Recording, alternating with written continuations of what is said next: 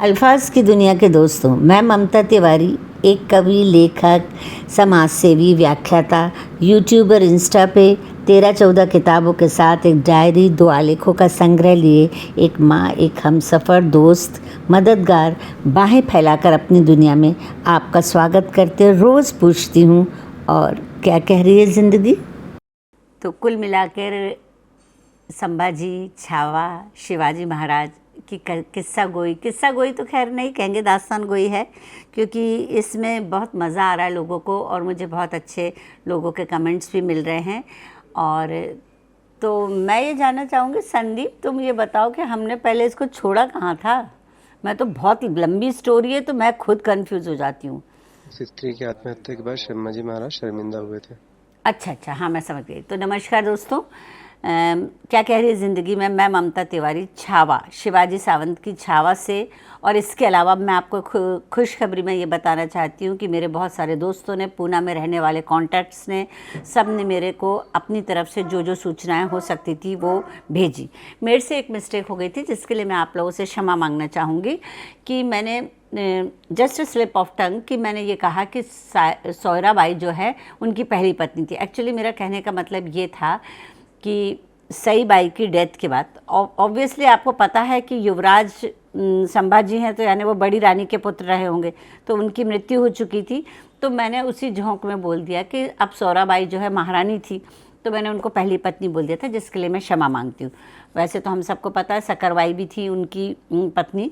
तो कुल मिलाकर हम यहाँ से बात शुरू करते हैं। अब वो गोदावरी वाला किस्सा जो था वो ख़त्म हो गया, पर कहीं ना कहीं संभाजी महाराज के मन में ये दुख आ गया, संभाजी के मन में ये दुख आ गया, और शिवाजी के शंभू के मन में ये दुख आ गया कि मैंने बहुत गलत किया।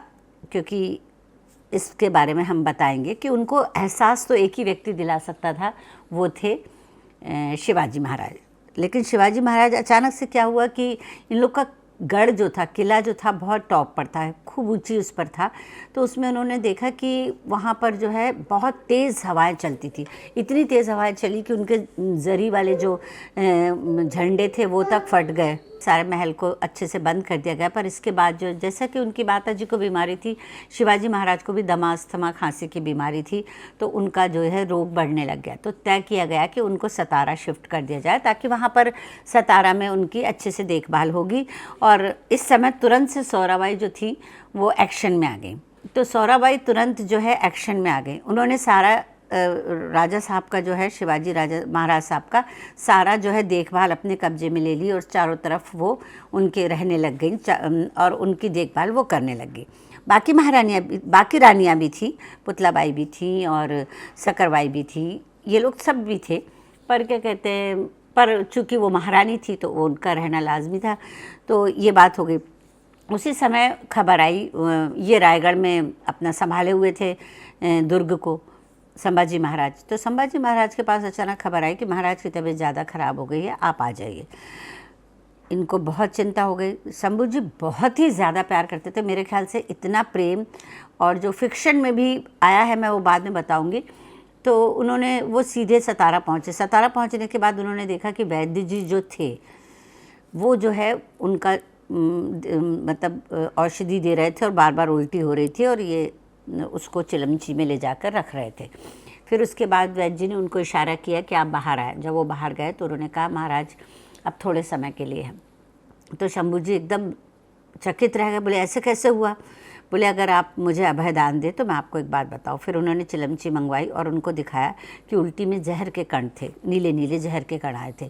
तो बोले इस बात से तो मैं बाद में निपटूंगा, पर मैं इंतज़ाम करता हूँ। किसी को उन्होंने कुछ नहीं बताया। आधी रात को 2 बजे खुसफुस सैनिकों की आवाज़ हुई, और हम्बीर राव जो है हमेशा उनके साथ रहते थे, उन्होंने उनको सहयोग दिया, और वो लोग एक वैद्य को लेकर आए थे। कोई से गुरु थे उनके, मेरे को अभी नाम याद नहीं आ रहा है, पर उन्होंने देखा उसको और अच्छे से जांच की, और उन्होंने सीप में भरकर कोई एक दवाई थी, एक औषधि थी, और उसको देखा। और उसके बाद उन्होंने कहा कि ऐसा करो कि तुम महाराज साहब को ये दवाई देने के बाद मैं कक्ष में ध्यान हवन करूँगा और फिर सुबह तक देखते हैं। सब लोगों ने देखा सुबह महाराज को खांसी भी नहीं आ रही थी, बिल्कुल ठीक थे। महाराज ने भी शंभू महाराज को बुलाया और बोला कि शंभू हमें काफ़ी अच्छा लग रहा है, बहुत ठीक लग रहा है, आओ हमारे पास बैठो। तो अब इनको बहुत बुरा लगा और किस बात का कि इन्हें ये संदेह पक्का हो गया कि कोई उन्हें जहर देने की कोशिश कर रहा था, और कौन कर रहा था ये सबको पता है। तो अब इसके बाद क्या हुआ कि ये आए, क्या नाम है, शंभू जी महाराज जो थे, अब महाराज तो सतारा चले गए थे, वहाँ पर ही रह रहे थे। अब उन्होंने कहा कि तुम ऐसा करो, अब तुम रायगढ़ चले जाओ। तो बोले महाराज साहब मुझे आपसे कुछ बात कहनी है। और वो उन्होंने दरवाजे बंद किए और बोले कहा कि महाराज मैं कुछ कहना चाहता हूँ। शिवाजी महाराज ने उनको टोक दिया और कहा पता है शंभू हमारे पास क्या खबर आई है? हमारे पास खबर आई है कि तुमने हमें विष देकर जान से मारने की धमकी दी। तो शंभू जी महाराज उनके चरणों में गिर के फूट फूट के रोने लगे। महाराज साहब मैं आपसे कहता हूँ कि आप मुझे विष दे दो, मैं पी के मर जाऊँगा। फिर बोले नहीं तो ऐसा करो कि तुम जो है रायगढ़ चले जाओ, तुम्हारी और सोराबाई की वैसे भी नहीं जमती, मैं यहाँ सुरक्षित रहूँगा, तुम्हारी दवाई से मुझे अच्छा फ़ायदा भी हुआ है। इसके बाद वो खाना खाने बैठे और रायगढ़ रवाना हो गए शंभू जी महाराज। और जब वो खाना खाने बैठे तो वो अकेले ही खा रहे थे। उस समय सेवक आया खाने की थाली लेकर। उन्होंने सेवक से कहा कि तुम पहले चखो। सेवक ने चखा, फिर उसके बाद वो उनको थाली रख के चला गया। इतने में सोराबाई घूमती हुई आ गई, कैसी तबीयत है, अब ये है वो है करके।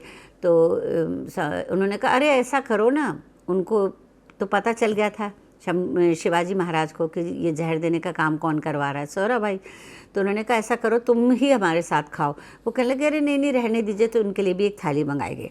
उसके बाद क्या कहते हैं, जैसी थाली आ रही थी तब तक उन्होंने कहा, जब तक थाली आ ही गई थी तो वो कुछ नखरे नहीं कर पाई। फिर वो कहने लगे हमारा जो है, हमारा उसका उपास है हमारा। तो उन्होंने कहा कि किसका उपास है? उन्होंने कहा वागजई माता के लिए हमने मन्नत मांगी थी वागजई माता से कि आप जो है ठीक हो जाएंगे तो हम निर्जला उपास करेंगे। तो उन्होंने कहा जोर से चिल्लाए, उन्होंने थाली को सरका दिया। और फिर उसके बाद सोराबाई ने अचानक से कहा कि हमें आपसे कुछ कहना है, युवराज से संभल के रहिए, वो दिखने में भोले भाले हैं परंतु वो इतने भोले भाले नहीं। शिवाजी महाराज एकदम क्रोधित हो गए। पहली बार उन्होंने सोराबाई को जोरदार लफ्ज़ों में उनको बहुत ज़ोर से चिल्लाया और उनसे कहा कि खामोश, हम एक एक बात जानते। फिर उन्होंने सोराबाई की सारी पोलें खोल दी, अकबर वाली पोल, अभी तक उनसे डायरेक्ट किसी ने नहीं कहा था।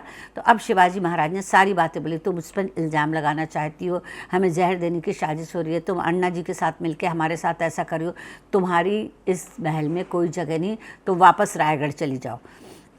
उन्होंने कहा और अभी जाओ। उन्होंने उनको जाने को कह दिया। उनके जाने के बाद शिवाजी महाराज की तबीयत काफ़ी अच्छी होने लगी। वो सतारा से छोटे मोटे काम उसके देखने लगे। वहाँ उधर शंभू जी महाराज ने आदिल शाह और बीजापुर जीता, अथणी और ये सब विजय प्राप्त कर ली। अब इसी बीच में जो है फिर उसके बाद थोड़े दिन बाद महाराज साहब का संदेश आया। महाराज साहब का संदेश आने से पहले महाराज साहब जब लौट के वापस आए रायगढ़ तो वहाँ पर उनकी बेटी रानूबाई सिंदखेड़ और रुस्तम राव जाधव, उनके जो जीजा मतलब दामाद थे, वो आए और उन्होंने प्रस्ताव रखा कि दुर्गा बाई से मतलब हमारे जाधव ख़ानदान से आप रिश्ता जोड़ लीजिए। तो उन्होंने कहा कि पहले मैं येसुबाई से पूछने गए। महाराज साहब कहने लगे हमने अभी तक तुम्हें मुद्रा कटार दी थी, अब हम तुम्हारे लिए सुनहरी कटार लाने की सोच रहे हैं, क्या तुम हमें परमिशन दोगी, इजाज़त दोगी? तो उन्होंने वो समझी नहीं। फिर उन्होंने बताया कि वो दूसरे विवाह का प्रस्ताव है। तो बोले देखो हमारी माताजी जीजाबाई के बाद जो है जीजाबाई ने भी परमिशन दी थी, तुकाबाई जब हमारी दूसरी माताजी बनकर आई थी तब। तो अब वो चुप हो गए, उनने कुछ नहीं बोला। जब उनने कुछ नहीं बोला तो फिर उन्होंने कहा कि ऐसा, वो जाने लगे शिवाजी महाराज। तो बोले आप हमारा जवाब तो सुन लीजिए, आप ज़रूर से महाराज साहब शंभू जी का वो कीजिए, दूसरा विवाह कीजिए, हम सहमत हैं। फिर उसके बाद सब लोग फिर ये उनके पास गए, शंभू जी महाराज के पास। शंभू जी महाराज ने कहा कि लेकिन येसुबाई से पूछ लीजिए। उन्होंने कहा येसुबाई ने पहले हाँ कह दी। फिर उनकी सगाई हो गई और उनका नाम रखा गया दुर्गाबाई। अब उस तरह से उनके यहाँ प्रॉपर शादी तो वैसे करते नहीं थे, सगाई तय हो गई, उन्होंने टीका वीका लगा दिया और तय हो गया कि उनकी पत्नी बनेंगी। इसके बाद सोराबाई और इनमें जो है काफ़ी ठनक चलने लगी, काफ़ी षड्यंत्र रचे जाने लगे। तो इन सब को देख के पहले तो इन्होंने शिवाजी महाराज ने कहा तुम अपना काम करो, तुम ऐसा करो, काव्य, उन्होंने काव्य में उलझा दिया उनको ताकि वो थोड़ा सा व्यस्त हो जाएं, ताकि वो ये चीज़ें उनके कान में ना पड़े। पर उनको कुछ ना कुछ इन दोनों की खट्टर पटर होती रहती थी। तो उन्होंने एक दिन उनको बुलाकर कहा कि शंभूजी, मेरी इच्छा है कि तुम राजगढ़ में जो तुम्हारा मैंने किला बनाया, तो अब तुम वहाँ का राज संभालो और वहीं पर जाकर रहो। उन्होंने कहा कि महाराज साहब, हम आपके साथ हर जगह युद्ध पे जाएंगे, सब जगह जाएंगे, आप निकल रहे हो, कर्नाटक के युद्ध के लिए जा रहे हो आप, तो हमें अपने साथ ले चलिए और हम आपसे दूर नहीं रह सकते। वो रुआँसे हो गए, हंसने लगे शिवाजी महाराज। उन्होंने कहा नहीं नहीं, तुम सब संभालो और तुम्हारा स्वतंत्र राज्य हो जाना चाहिए, और उनको भेज दिया। ये अपनी दोनों पत्नियों को लेकर, उनके साथ पुतलाबाई भी आई, और रानूबाई ने को भनक लग गई थी कि सोहराबाई खूब साजिश करती, तो वो कहने लगी हम अपने भाई के पास रहेंगे। उन्होंने अपने पति से कहा और वो भी उनके साथ राजगढ़ चली गई। अब राजगढ़ पहुंचने के बाद जो है कर्नाटक, जब ये इनके षड्यंत्र बढ़ने लगे, सोहराबाई के षड्यंत्र बढ़ने लगे, क्योंकि अब वो महाराज साहब जो है 2 साल के लिए, लगभग पौने 2 साल हो गए थे के लिए युद्ध के लिए गए थे, और सारा शासन इनका सोहराबाई का चलता था और अन्ना जी उनको साथ देते थे। अब खबर आई कि पर उनका मन परिवर्तित हो गया। ये इससे पता चलता है कि कर्नाटक से जब वो लौट रहे थे तो ये पन्हाला तक आए अपने शंभूजी महाराज की, महाराज इसी रास्ते से निकलेंगे, हम उनका स्वागत करेंगे और सारी चीज़ें उनसे डिस्कस करेंगे। पर हुआ यूँ कि महाराज साहब ने रास्ता मोड़ लिया और वो पूना की तरफ चले गए। शंभूजी महाराज का एकदम से दिल दुख गया, एकदम से स्तब्ध रह गए कि ये कैसे हुआ, मेरे से पिताजी आबा साहब मेरे से मिले बिना चले गए। उनके दिल को बहुत सदमा पहुंचा। उन्होंने कहा मैंने जो अपराध किए हैं, क्या उसके लिए मेरे लिए कोई माफ़ी नहीं? मैंने हमेशा, फिर देखिए मैं आपको एक बात बता रही हूँ, इतिहास जो है अपने आप में, अब आप ये किताब देखिए, क्या इस किताब में पूरी सिर्फ डायरेक्ट कहानियाँ हैं? नहीं। अगर फिक्शन नहीं होगा तो हम किस तरीके से जानेंगे?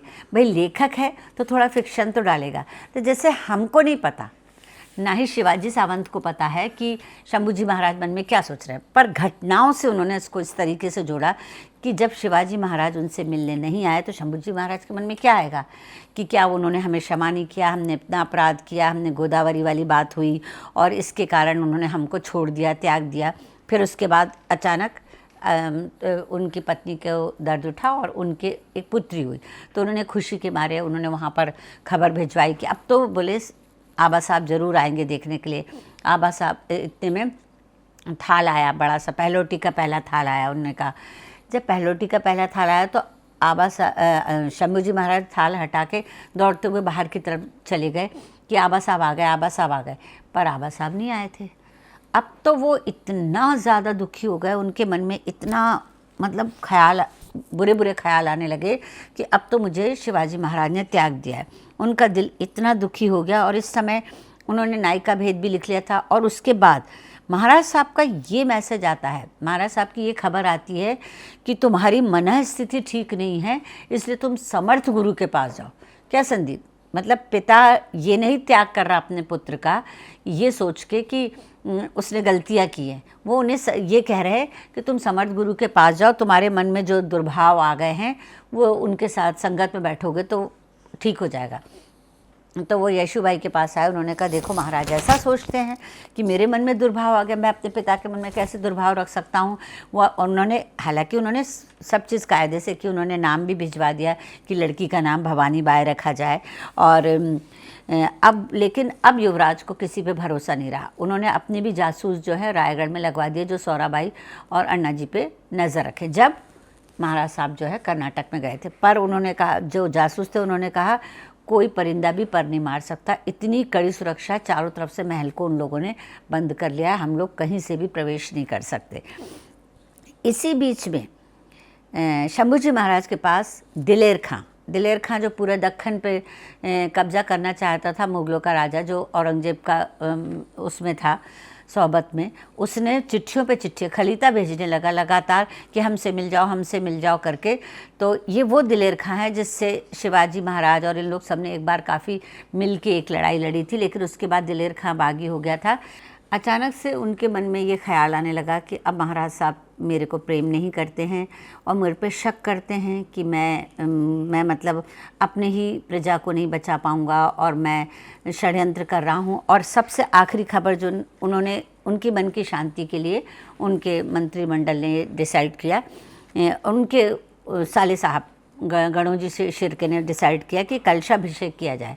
और ये कलशाभिषेक जो है मतलब बहुत भव्य स्तर पे हुआ। और वैसे भी इनकी आदत थी शंभू जी महाराज की, हर छोटी छोटी बात पर उत्सव होते थे, हल्दी कुमकुम होते थे, बहुत त्यौहार, तीज त्यौहार बहुत मनाए जाते थे। पर वहाँ से एक व्यक्ति जो आया उसने बताया कि महाराज साहब के मन में ये शक आ गया है, सोराबाई ने ये डाला है कि कलशाभिषेक जो है महाराज साहब की मृत्यु की कामना के लिए किया है और अपने राजा बनने की इच्छा के लिए किया गया है। मतलब कि शंभू जी महाराज राजा बनना चाहते हैं तो वो चाहते हैं कि महाराज साहब की मृत्यु हो जाए। अब ये सुनकर तो शंभू महाराज इतने गुस्से में आ गए। एक तो पिताजी से मिलना नहीं हो रहा, 2 साल से ऊपर हो गए, दूसरा उनके ऊपर झूठे इल्ज़ाम पर इल्ज़ाम लग रहा है। पहले ये इल्ज़ाम लग चुका कि उन्होंने विष दिया, गोदावरी वाला इल्ज़ाम लग चुका। अब इसके बाद तीसरा इल्ज़ाम ये लगा कि इन्होंने कलशाभिषेक इसलिए कराया कि महाराज साहब की मृत्यु हो जाए। और उन्होंने उसी समय मन ही मन एक बात ठानी। उन्होंने कहा कि पहले मैं एक तीर्थ है, मैं उस जगह पर जाऊंगा, कोई तीर्थ माहूली था, तो मैं वहाँ जाऊंगा और वहाँ दान धर्म करूंगा। और उन्होंने बैठे कमरे में गए और एक खलीता लिखा और कहा इसे दिलेर खां को दिया। और उसके बाद उनकी बहन रानूबाई और दुर्गाबाई जो दोनों थी वो कहने लगे हम भी तीर्थ में चलेंगे। यशुबाई बोली मैं भी चलती पर मेरी बच्ची अभी छोटी है। दुर्गाबाई उस समय गर्भवती थी तो रानूबाई और दुर्गाबाई डोली में चली और ये सब वहाँ तीर्थ में पहुँचे। वहाँ उन्होंने दान धर्म अच्छे से किया। संदीप, पहले तो मुझे ये बताओ कि तुम्हें इस कहानी में मज़ा आ रहा है, व्यूअर्स को मज़ा आएगा?